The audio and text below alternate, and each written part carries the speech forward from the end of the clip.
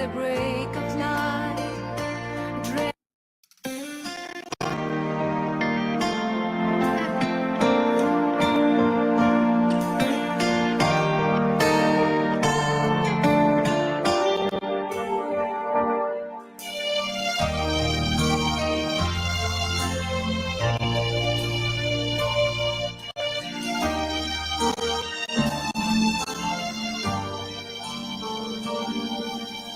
City lights burn bright in the dark of night. Footsteps echo the chilly wind. Good morning, a blessed morning sa lahat. Ito pong muli ang inyong lingkod si Brother Leo Montales. Dito po sa programang Daily Inspirations. No more meaning, all I do. Thought I could live. Babasahin po natin ang gospel mga kapatid. Tayo po ay mag-share.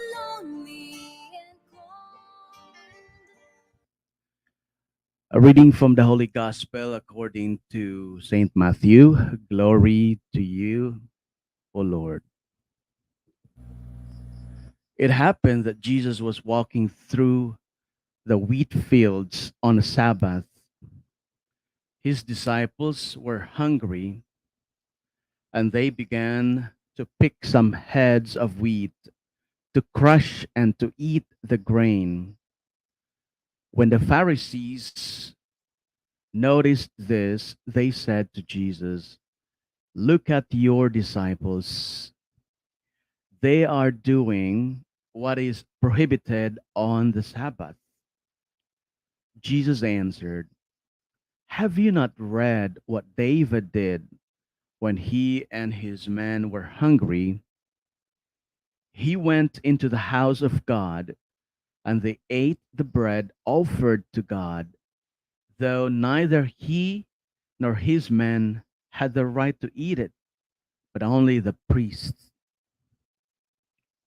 And have you not read in the law how on the Sabbath the priest in the temple desecrate the Sabbath, yet they are not guilty? I tell you, there is greater than the temple here. If you really knew the meaning of the words, it is mercy I want, not sacrifice, you would not have condemned the innocent. Besides, the Son of Man is Lord of the Sabbath." Brothers and sisters, the gospel of the Lord. Praise to you, O Lord Jesus Christ.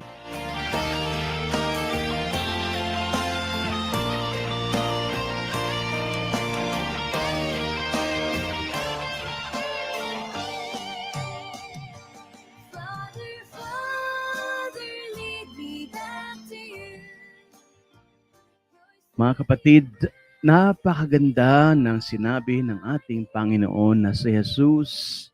Sabi niya, sa English na translation, "It is mercy that I desire or that I want." Mercy, awa. I am lost and cold within myself. It is mercy that I desire or I want, not sacrifice. Sa Tagalog, habag ang ibig ko, hindi handa.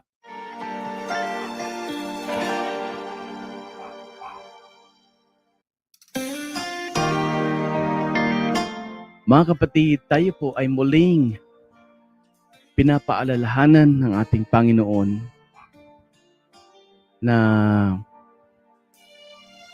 maging mga tunay na anak ng Diyos na maawain. Kung ang ating Ama ay punong-puno ng awa, tayong lahat na mga anak ng Diyos ay ganun din dapat. Sa ating pakikitungo sa ating kapwa, dapat nandun palagi yung compassion, yung love, at yung mercy, because we are children of mercy. We are children of love. We are children of compassion. God is mercy. God is love. Kaya lang minsan, mga kapatid, tayo ay napaka-indifferent. Sabi nga, ang problema sa panahon ngayon, hindi kahirapan, kundi indifference. Yan minsan ang problema. Indifference. Yung pagiging walang pakialam sa kapwa. Kumbaga, basta ako at ang aking pamilya ay okay, wala akong pakialam sa aking kapitbahay, wala akong pakialam sa mga taong grasa, wala akong pakialam sa mga street children, wala akong pakialam sa Pilipinas, sa ating bayan. Sarili ko lang, pamilya ko lang, ako may pakialam. Ang tawag diyan, indifference. Risen from the dead, the stakes not Sabi ng mga experts, ang indifference ay isa sa mga dahilan, mga kapatid, kung bakit may mga taong they feel rejected and they feel lonely because no one cares, kumbaga. Again, in today's gospel, the Lord wants us to be merciful, to be compassionate. Remember, brothers and sisters, the second greatest commandment, love one another. Yan ang sabi ng ating Panginoon. Love your neighbor. So, kahit sa konting paraan, pagbibigay ng tulong, pakikipag-usap sa mga taong walang kumakausap.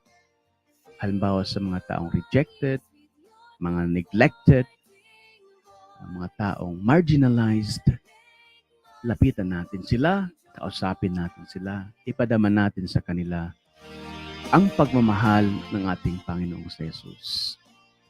Maraming salamat po, mga kapatid. Ito pong muli ang inyong lingkod, Brother Leo Montales of Urban Missionaries of the Heart of Christ.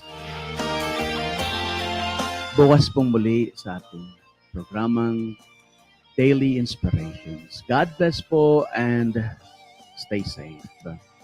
Father